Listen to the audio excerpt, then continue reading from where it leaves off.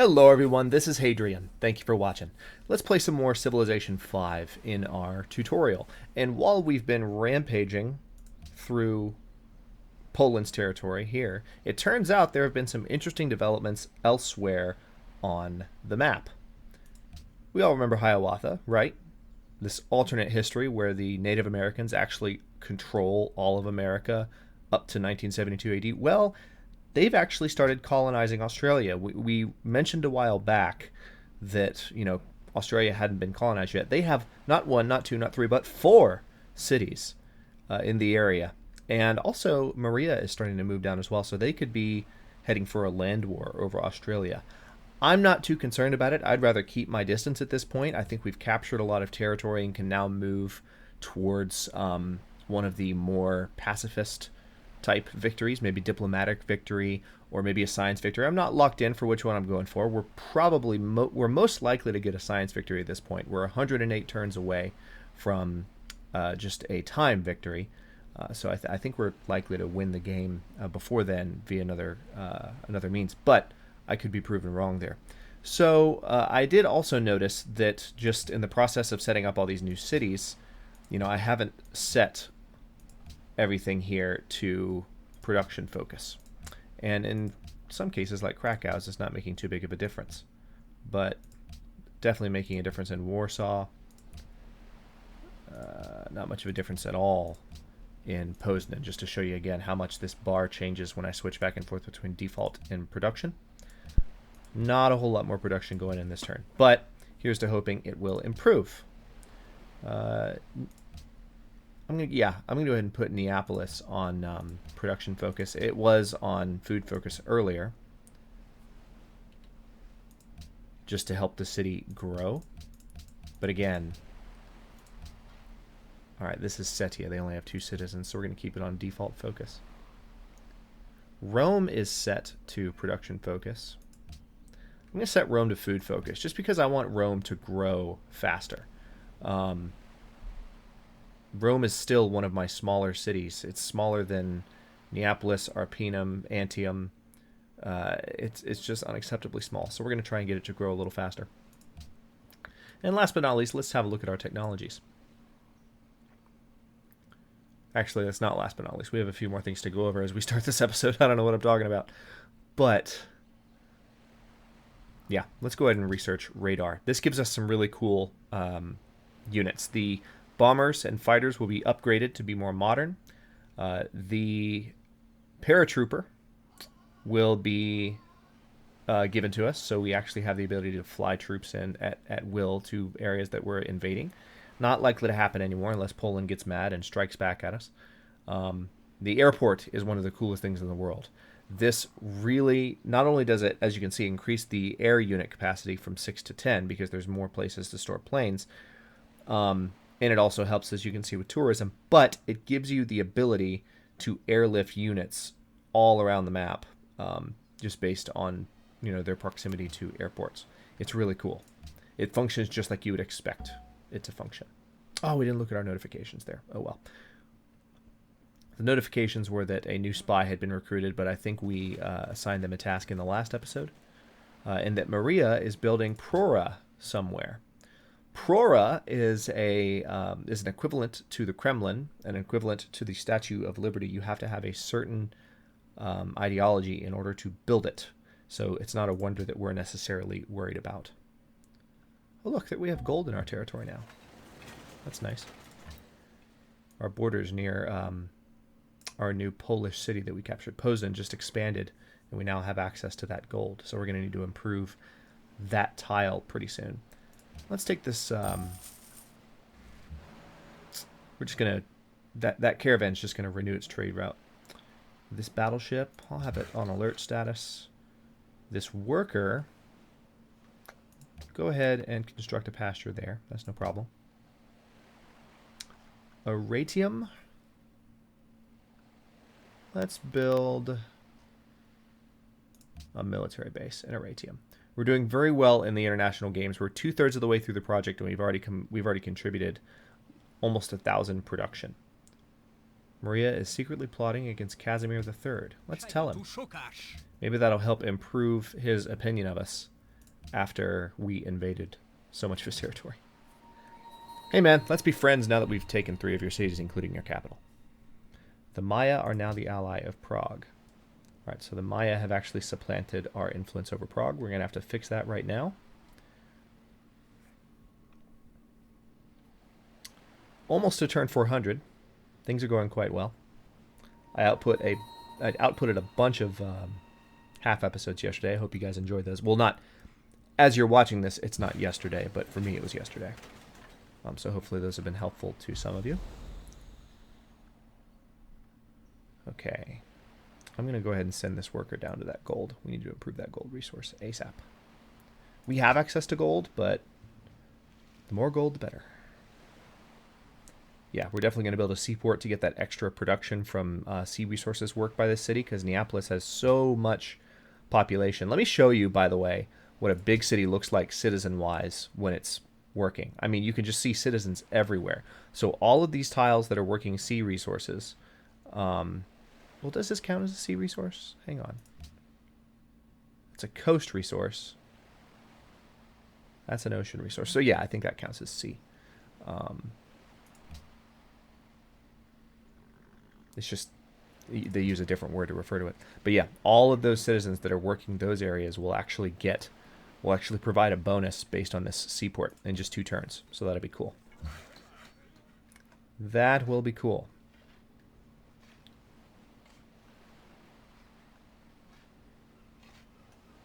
Actually, that makes perfect sense. No wonder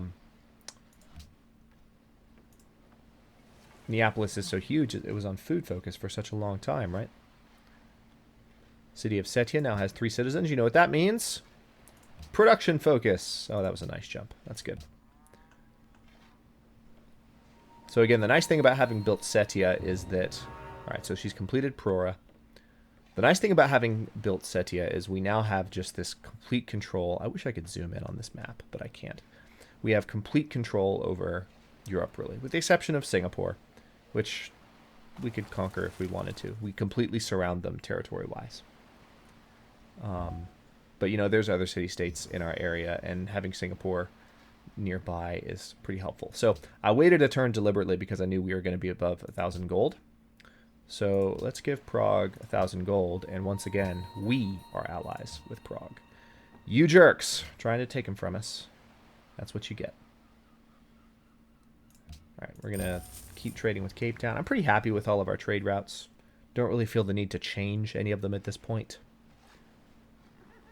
How close is the international games to being completed? 97% completed. So sometimes the completion of these projects can be kind of funny. You would think in the very next turn it'll be done, but it might actually go to 100%, and then the turn after that it'll complete. Sometimes it'll complete. Yeah, see, now it's saying 99% completed. Yeah, so far we've contributed 3,000 production to it. So we're going to get a nice tourism boost. We're going to get a free social policy. We're going to get an influence of 30. We're going to get an increase in influence of 30 with all of our city-states, and then extra happiness. It's just great to win the international games. And notice now it says it's 100% completed. So just like I said, you would think it would be completed, but no, not quite. Let's go ahead and build a military base in Neapolis. All right, Poznan is done with its first build queue. Let's go ahead and start the queue back up. And what are we going to add? Let's do... Yeah, let's do all that. That's good. Just trying to catch Poznan up to the rest of the world, basically. All right, now the international games will complete. All of these cities that are working on it will open up for other production projects, and we can continue. If you can't tell, if you're new to Civ 5 and you're a little confused at how fast things are moving at this point, we're steamrolling at this point. We're doing very, very well. I think Hiawatha might be our closest competitor since they have so many colonies. God, yeah. See, he was our closest competitor in the international games, and he only got the bronze medal. So they barely competed there. Let's go ahead and have a look before anything else at... or was it? Yeah, I have to go here, I think. Yeah, see, they're still 1,000 behind us in score. So they're getting the same. They probably have the same number of cities as us because they're getting the same number of points. But our population is, well, actually, they appear to have a lot more points from population, so they might have larger cities in general than us, which doesn't make any sense. I'm not sure why they have. Hang on. No, we have the highest population. I don't know why they're getting more points per population than we are. That's confusing. But I'm just showing you guys how to read the stats. I don't necessarily know how to interpret every single one of them. It's not necessary to win the game. But anyway, so we do definitely have the highest population. If you didn't see that number, by the way, we have 29 million people. Kind of a low number, to be honest. The average is 12 million, so we're over double the world average. Huge population. All right, so let's adopt a policy. Another level 2 policy is probably a good idea. Factories increase the city's science output by 25%. Build factories in half the time. 34% tourism to other order civilizations. New cities start with an extra 3 population. And extra happiness from observatories, public schools, and research labs. So we can get more extra happiness if we wanted to.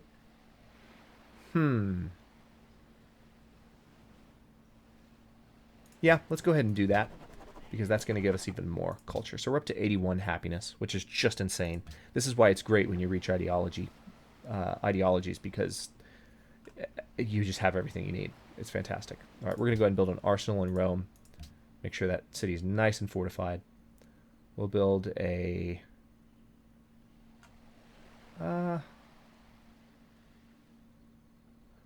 Yes, I'm avoiding building the broadcast towers. There's a reason for that. It's similar to how I avoided building the monuments early in the game. You'll see when I get to it.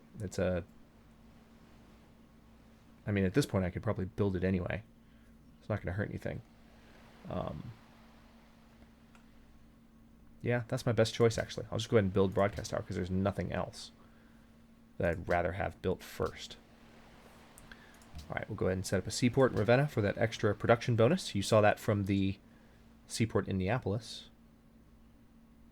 And we'll go ahead and build a constabulary in Mediolanum, constabulary in Arpinum, constabulary in Circe. Up. All right, so these guys are almost done with their route.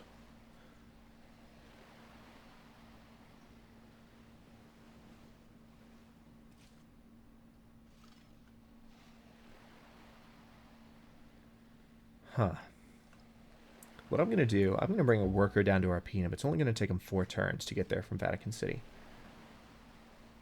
We've accumulated enough faith to purchase a unit or building. I'll tell you what we can do. Let's have a look around and see where there is still...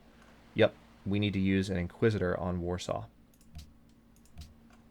But I might need to move my Great General before I do that. So let's move him out. Purchase an Inquisitor, and we are going to purge Catholicism from Warsaw completely. That is the holy city for Catholicism. So, as I mentioned in, I believe, the previous episode, using the Inquisitor on a holy city will remove that religion's holy city. Thought we were going to do it with a Great Prophet. I was wrong. Even though Great Prophets do have Inquisitor-like effects, they do not cleanse holy cities of their religion. Inquisitors do. I'm trying to figure out if I actually knew that before this tutorial. I might not have. I'm learning something too. All right, so there's the Inquisitor. We now have 9 followers of Christianity, or of Christianity, of Latin paganism.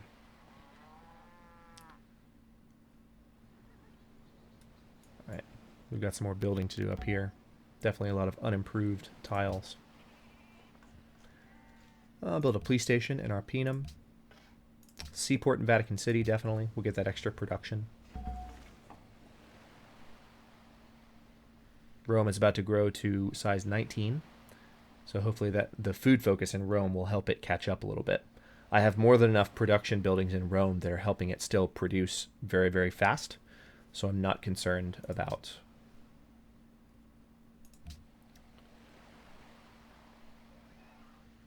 switching Rome away from production focus. Almost to turn 400. Tyre wants Latin paganism. Where is Tyre again? Okay.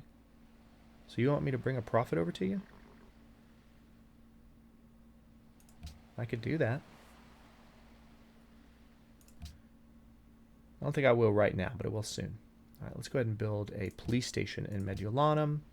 Police station in Circe. Having a police station in every city will give us some special projects. All right, let's go ahead and build walls in Warsaw. I want to build this city up a bit. An aqueduct, a market, a temple, a zoo, and a factory.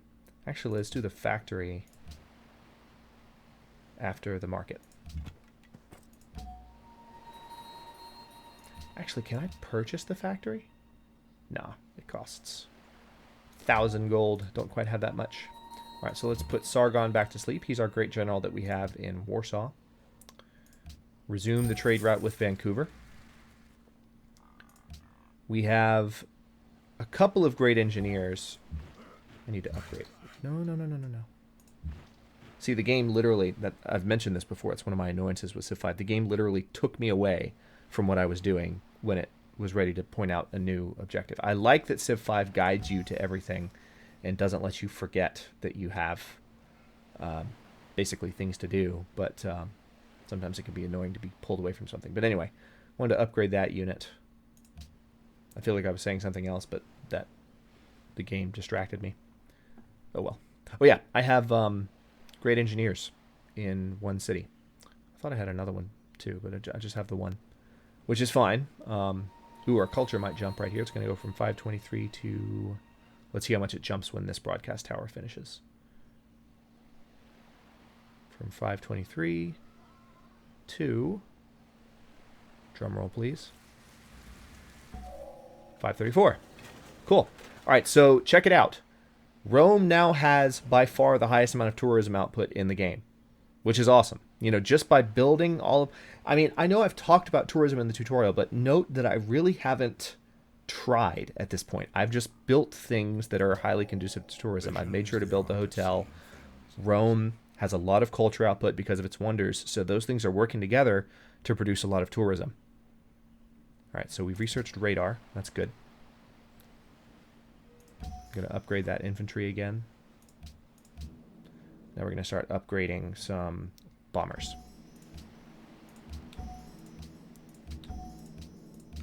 What I'm doing to do this is I'm just going to each airport, basically, and I'm hitting the U key. Excuse me, hitting the U key on my keyboard, just to upgrade them quickly. All right, Antium. Yeah, let's start building those airports. That'll help with tourism as well. All right, so we have this worker here. I'm going to keep this worker in the European area and have them continue to improve some of these tiles. Actually, we have an archaeologist here that's just waiting, doing nothing. I'm going to send them to that ruin. They've been waiting on this one because it's just outside of our territory, and I think we might actually have to found a city to actually get the benefits from that. I don't even know that that's worth it, to be completely honest. All right, we're going to start a trade route with... Who were we trading with previously? Palenque? Yeah, actually, we're going to keep that going because that's an insane amount of money. All right, let's build that gold mine with those workers. Airport, definitely. All right, and now we get to choose more new technology. Let's see.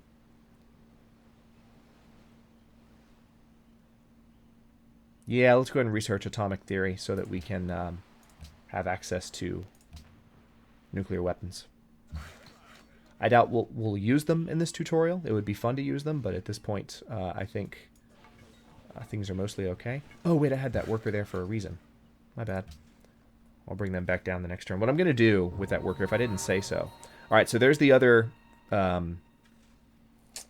there's the other wonder that is ideology-specific. Freedom has the ability to build the Statue of Liberty, so Pakal has built that. So what I'm going to do with this worker is I'm going to build a road from Arpinum to Cape Town, and then maybe a road from Cape Town to Bratislava. So that would be cool, because then Jen, however you pronounce this, has built a Askia basically has built a road to. No, go back to sleep. I just wanted to upgrade you. Has built a road to Bratislava, so we'll actually have road connections to Songhai. or to the Askia of the Songhai, which is good. All right, let's go ahead and build a military base in Rome. Let's build an airport in Cumae. An airport in Neapolis, definitely. Airport in... We're just going to build airports everywhere. Eboracum is done with its build queue, so let's build up some required buildings here. Turn 401. It's 1981 AD. Moving into the decade of my birth. Yeah, I'm an 80s baby.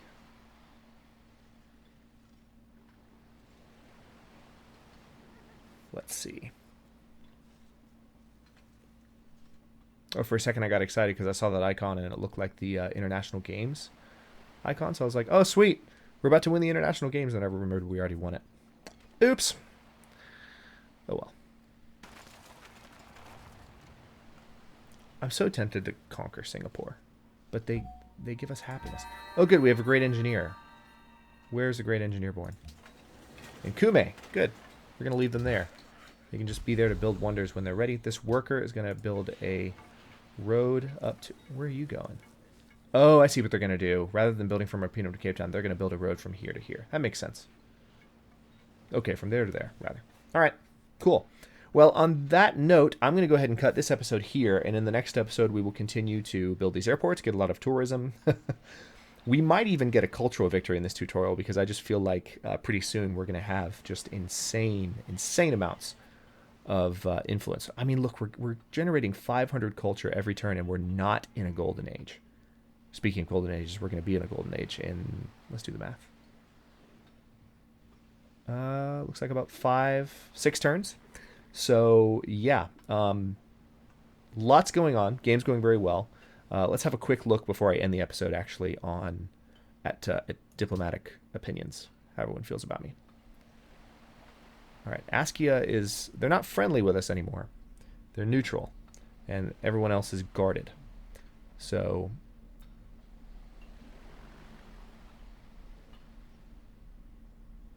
Okay, so we are in a pretty good position.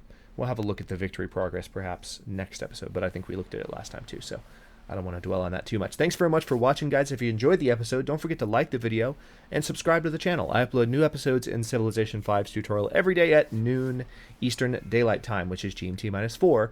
For those of you not in the States, the tutorial is, of course, winding down at this point, so what I will continue in this time slot, what I always keep in this time slot, is any kind of grand strategy or historical strategy type titles. I will keep sci-fi stuff in the 6 p.m. slot, typically.